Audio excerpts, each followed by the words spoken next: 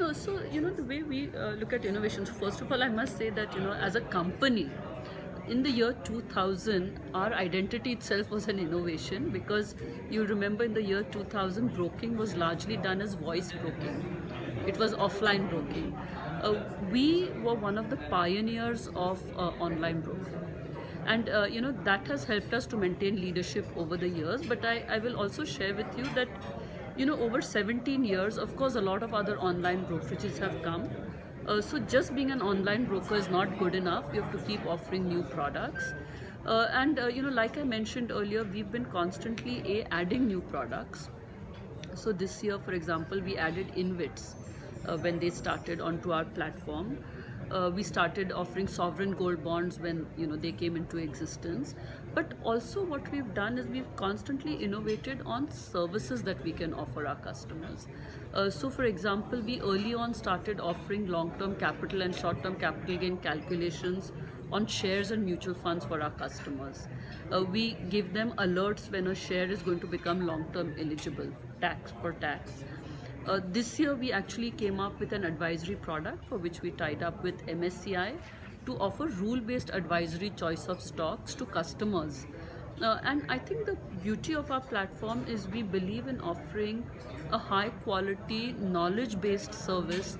No, so the way we look at ourselves is we are a value service platform. So we actually believe in giving to our customers value. And I mentioned to you that value is in the form of information, value is in the form of tax calculations, value is in the form of not just looking at your net worth but being able to see which assets you are allocated in. So I'll give you a simple illustration. A consumer, let's say, buys a balanced fund and he has direct equity. Now if the consumer wants to say, okay, how much of my net worth is in direct equity, he will have to sit and calculate that proportion of balanced fund and add it into his direct equity. Our platform can do that for the customer. So the first thing is, indeed, we offer value for what the customer wants.